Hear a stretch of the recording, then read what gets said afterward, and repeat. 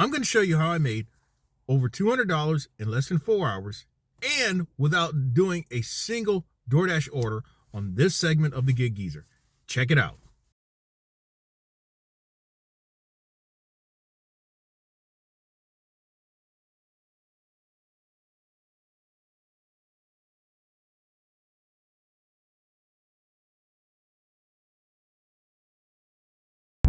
If this is your first time checking out the Gig Geezer, or if you're a returning visitor of the Gig Geezer, hey, thanks for coming by. And if you would not mind, hit that subscribe button, give my content a thumbs up, share my content among others, and I definitely welcome your comments in the section below. Well, today is Saturday, December 3rd, 2022, and it's seasonal with some wind out here. I left probably about 10 minutes ago, having picked up a catering order. Its total dollar amount is just south of $1,200, and my pay on this is going to be $150. And I'm probably about a good 10 minutes away from the drop-off location with this order. You're coming along with me on my Saturday hustle. In fact, it's going to be a first half hustle because this afternoon, the queen of my life shared with me that there's a place that we need to go. There's some matters that we need to go to in Augusta, which is from Columbia, or at least from where we are in the Columbia, South Carolina metropolitan area, about an hour and a half away. So you're going to see me make at least $200 in a way that's typical Gig Geezer type manner or fashion.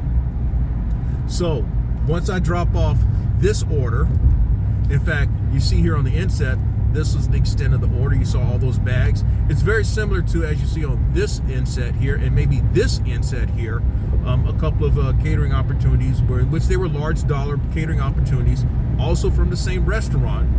And this is how I set up the order in the bed of my truck, and then I'll be carting them in to the customers wherever the desired location is for the customer. It just so happens that I have delivered to these people previously. The drop-off location is probably from this very point that I am documenting this, it is probably now a good 8 to 10 minutes away. And that means that it's probably a good 8 to 10 minutes beyond the Richland County line. So we're going into Fairfield County. And by the way, as I've mentioned in previous Gig Geezer segments, Fairfield County is the birthplace or birth county of the late performer Nick Ashford of Ashford and Simpson. Now, while I may be showing you, some highlights of me doing my grind for today, I also want to just take the opportunity to go over some things that I mean, it's always, I believe that what happens is a lot of times your approach, your philosophy, your thinking evolves as you go about doing certain things. There's going to be things that really kind of remain consistent, but there may be some newer nuances to what you do. And what I mean by that is I have mentioned on multiple occasions how I average at least $200 a day in my daily grind and hustle. In fact, currently I have made at least $200 or more whenever I've gone out and do a full day's hustle, which is anywhere between 6 and 8 hours on average. Going out and doing a first and second half hustle. Each hustle, as I've defined it, could be anywhere between 3 and 4.5 hours. I've done that at least 67 consecutive days. The last time I've not made $200 or more doing that is late August of this year. So I've gone over 3 months having made $200 a day or more. And in fact, what I've often shared is that whereas some people show how they do it 1 or 2 times, and then they're saying how to make $200 or more a day or $300 or more in a day. They've done it 1 fucking time, and that's supposed to be gospel, and it's not tried and proven over time. What I have done is tried and proven. In fact, my by making 5, and I say it a minimum of 5, but it's more realistically 6,000 a month or more. What I have done has been consistent for almost 2 years now. And so I would like to think that some of the things that I'm going to share over the next several minutes are things that you may be able to apply in your daily grind and hustle. And by the way, if you like the content that's been provided in this segment of the Gig Geezer or in any other segment of the Gig Geezer, hit that subscribe button, give my content a thumbs up, share my content among others, and I definitely welcome your comments in the section below. Now, one thing about the gig economy, there are always people coming in and there's people going out. It is a fast spinning revolving door. And for whatever reason, people just get out the gig economy. They get tired of it, they get deactivated, whatever. And, you know, I may be one of those at some point as well. But for those of you who are coming in, I hope that you're looking for sound and proven information, and you're not looking for entertainment. Because if you're looking for entertainment, I've never been known as an entertainer. I've always been known as an information person, a teaching type person. That's just my personality. So, getting back to the main thing. Now, we're actually getting off at the exit, and so we're less than 5 minutes away from the drop-off location. But the first thing I want to share with you in terms of how do you make the money that I make, how do you make geezer type money? First thing is that you have to have a strategy. You have to have a strategy. What is that strategy? It's going to vary. It's somewhat fashioned upon you and how it develops. It's going to change over time. But your strategy is your process. Another word for strategy is your process. And so part of the process is going to be, if you're working food delivery apps like DoorDash, Grubhub, Uber Eats, BiteSquad, I believe that what you want to set is a minimum standard for the type of orders that you feel comfortable with accepting. For me, as I've always shared, my order selection preference is single orders, $8 or more. Double stacked orders, $14 or more. Yes, I may employ a dollar per mile standard to it, but that is not etched in stone. What is often consistent for me is the $8 and $14 standard. And just like that, I missed my turn. It's been at least 3 years since I've been out here. But the turn that I made, that I should have made, is right as I got off the freeway. And so I'm still about two minutes away from the drop-off location. But when you work the Instacart app, for example, you want to at least what works. And when I work the Instacart app, what works for me is single orders, $14 or more, no more than 20 items, double stacked orders, at least anywhere at minimum between $28 and $30 or more, no more than 40 items. And then when it's triple stack, $55 or more, $45 or more, and ideally no more than 55 items. And then when you start seeing big dollar amounts and so forth, well, then you do what you think is best for you. Alrighty, we have just left that catering drop off, and we're probably 12 minutes away from the second catering pickup opportunity. And it's going to be right off the freeway. From this point, 10-12 minutes is about right. But anyway, I mentioned before dropping off that catering order that my Instacart preferences are $14 for single orders, no more than 20 items, $28 to $30 at a minimum, no more than 40 items for double stack, $55 or $45 or better and no more than 55 items on a triple stack order. And then when you start seeing orders of $50 and $60 and $70, You just got to make your best decision, because sometimes, at least in my market, there's going to be some mileage to go with it, or there's going to be a high number of items. You just have to make your best decision. The next thing, at least in strategy, is going to be apps. Now, in my market, the Columbia, South Carolina metropolitan area, I have been a long-standing advocate of being on as many apps as you can. The reason being, my market, there's hypersaturation beyond description, and so when you factor in things being somewhat convoluted with DoorDash and its diamond zones and a higher acceptance rate and all that stuff, you need to have multiple options. It's not that you're running away from it. No, you're giving yourself as best chance as possible to make the money that you'd like to make. Now, I have shared that I am currently active on 10 apps, and at least, I'm currently active on over 10 apps, and in any given day, I may make money on as many as 7 of those apps. And I have been more than willing on countless occasions to stack multiple orders across multiple apps. It doesn't matter the combination. It could be 2 catering orders from 2 different catering apps.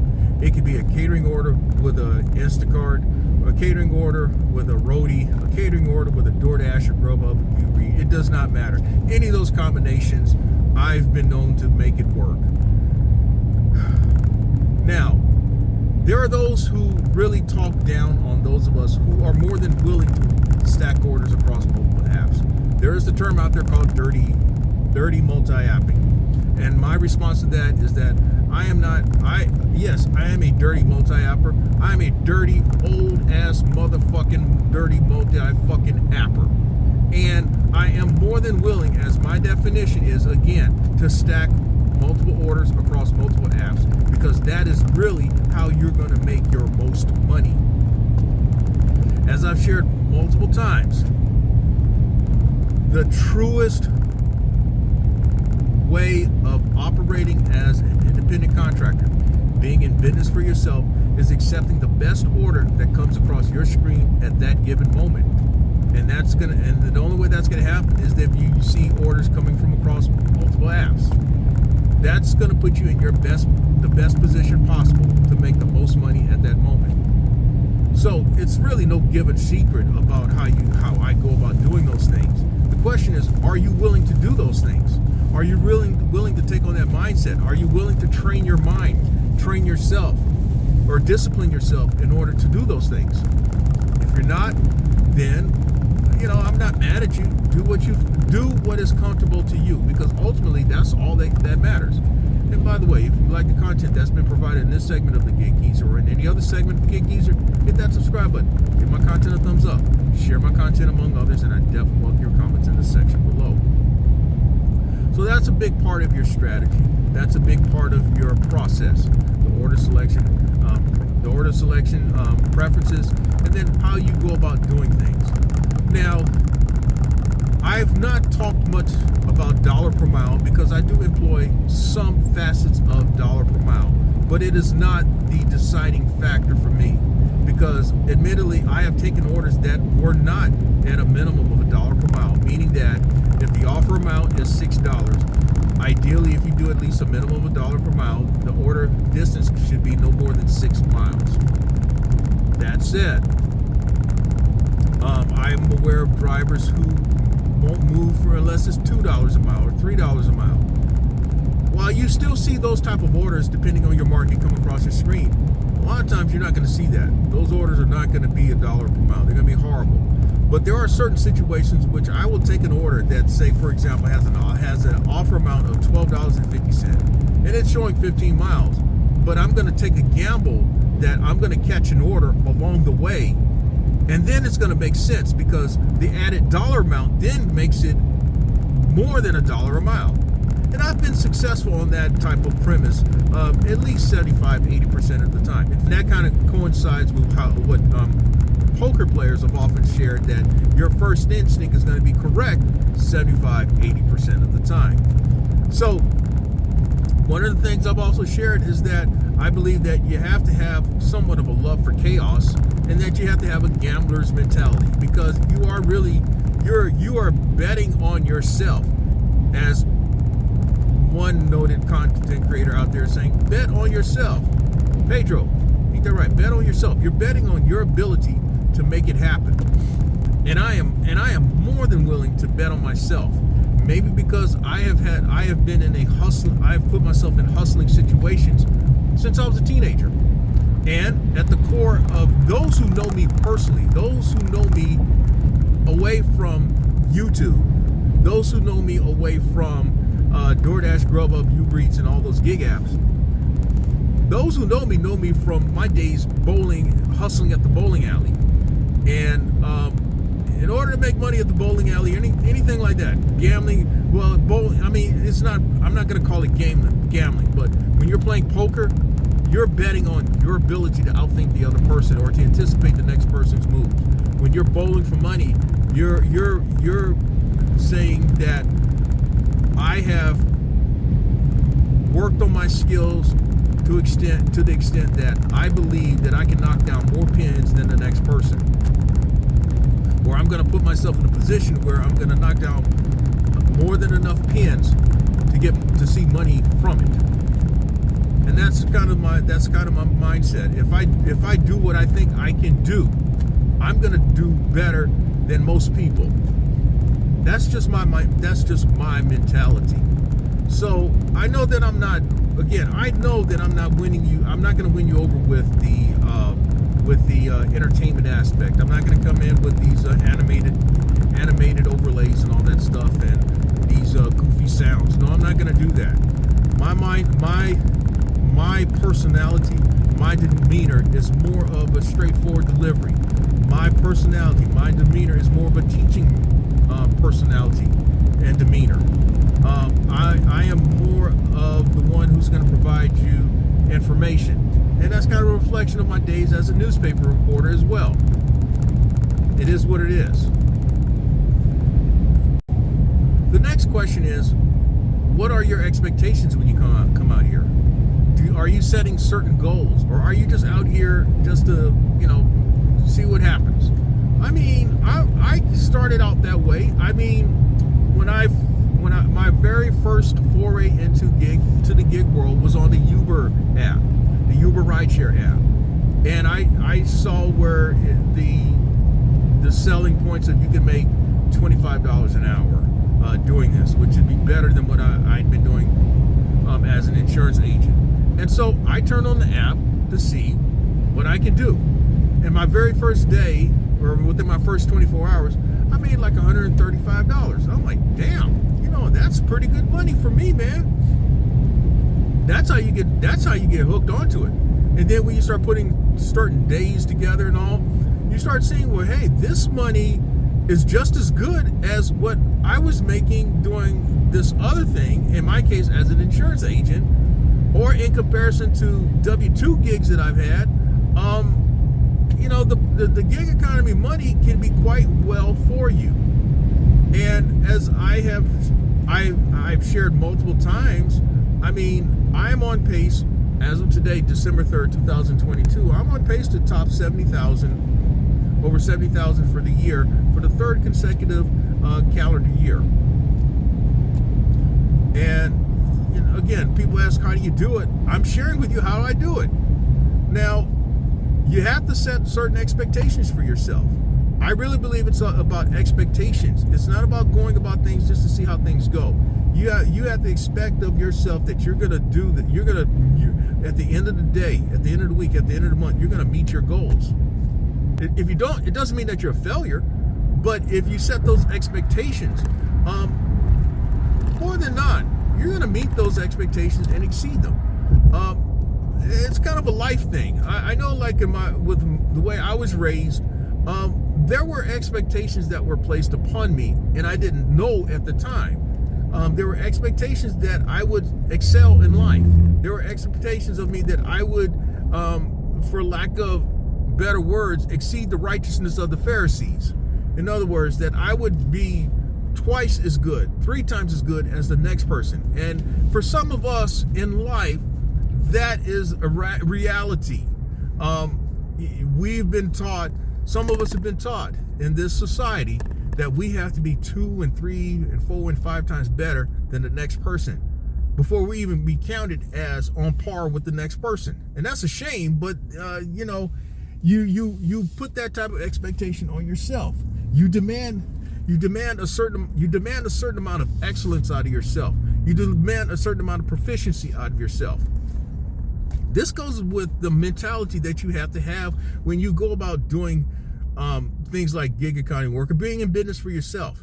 If you don't, others are not going to set those expectations on you. You've got to set it for yourself.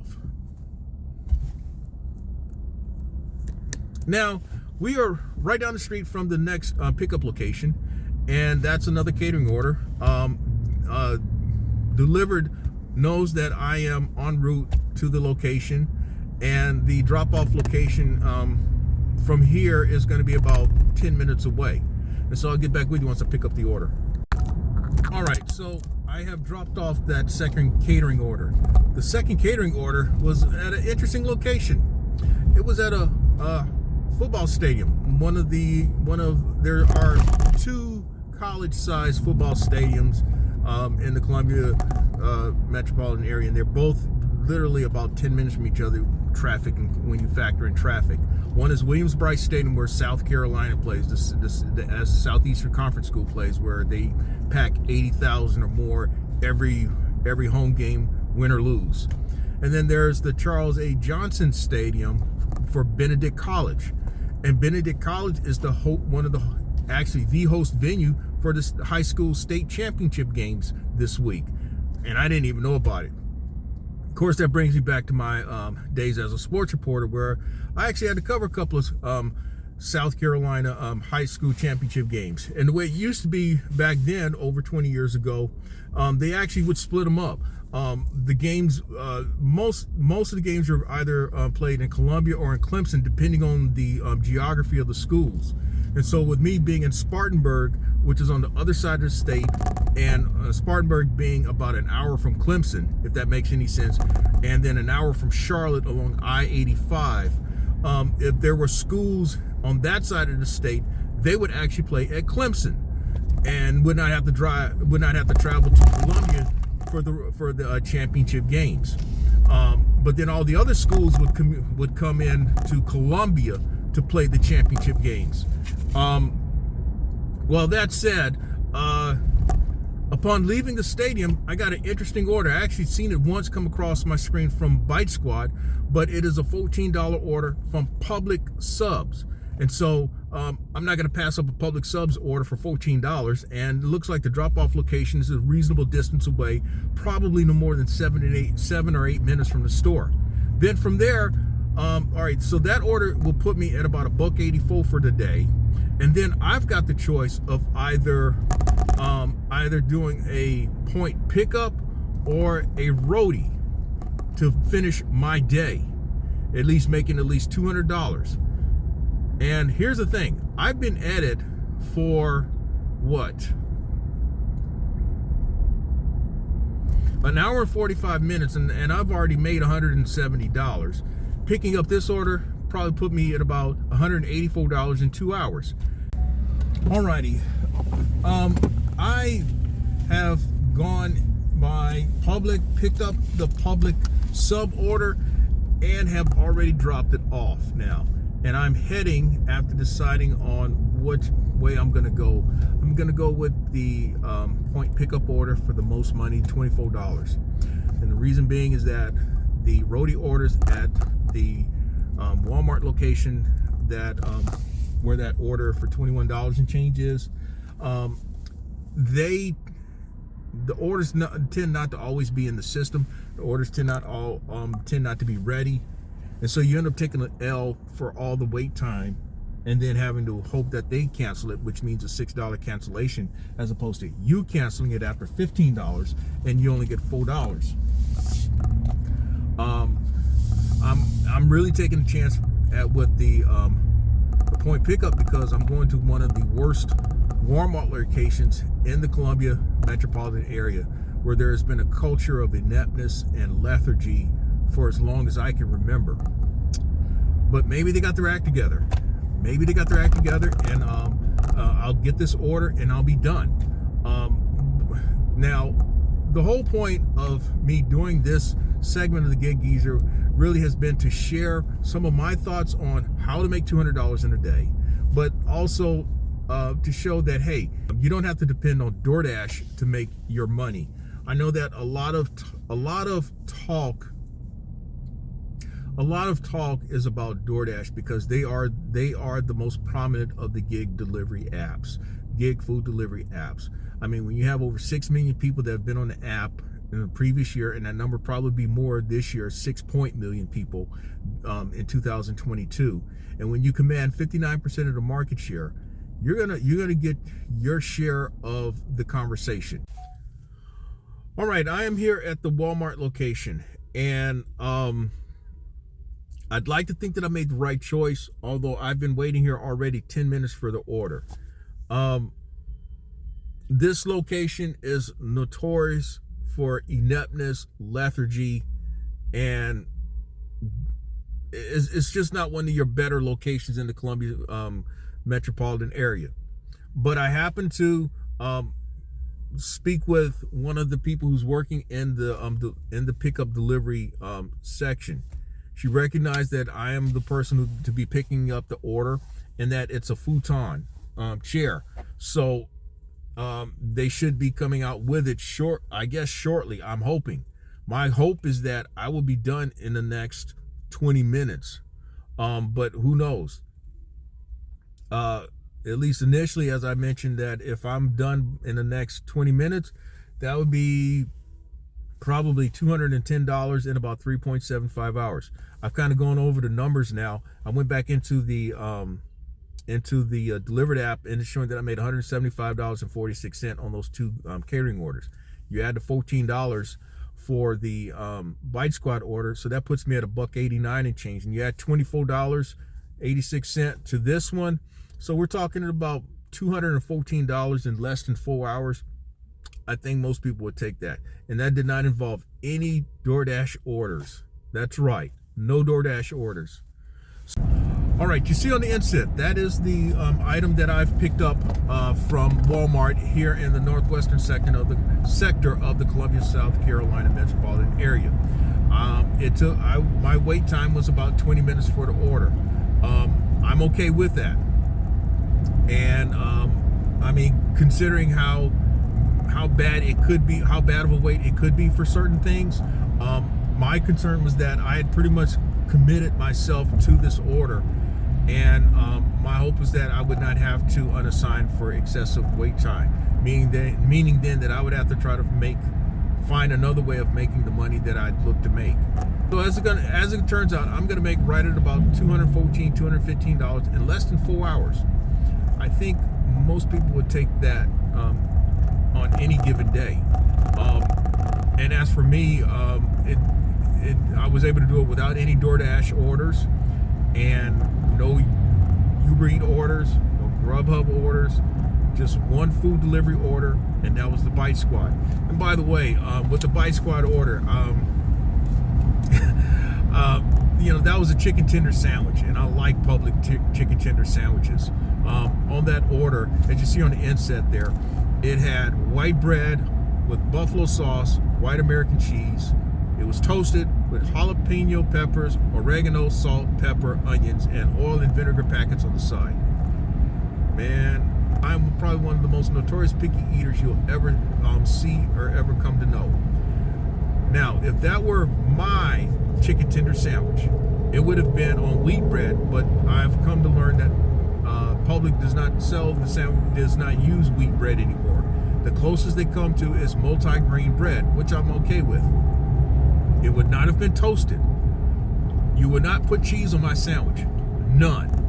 Zero. Do not put cheese on my sandwich. Do not put cheese on anything of mine.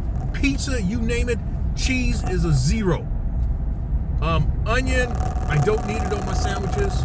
I used to eat, I I'd rather not have onions. It's that simple. Buffalo sauce, that's a no-no. My sandwich would have spicy brown mustard on it. Then what else? Jalapenos would have been banana peppers or sweet peppers, lots of them. I would have had lots of green peppers on it. I would go with the lettuce and the tomatoes, but a lighter amount of lettuce. No salt, pepper, and oregano. And you can forget the oil and vinegar packets. That would have been my sandwich. It would have been a foot long, and you would not have had to cut it. But I understand that they cut them just by, I think as a rule of practice, they cut them up and then put it in and wrap it up. But that's the way my sandwich would have gone. But anyway, if you like the content that's been provided in this segment of The Gig Geezer or in any other segment of The Gig Geezer, hit that subscribe button, give my content a thumbs up, share my content among others, and I definitely welcome your comments in the section below. I'm Inwood Lane, and as always, may your grind and may your hustle continue.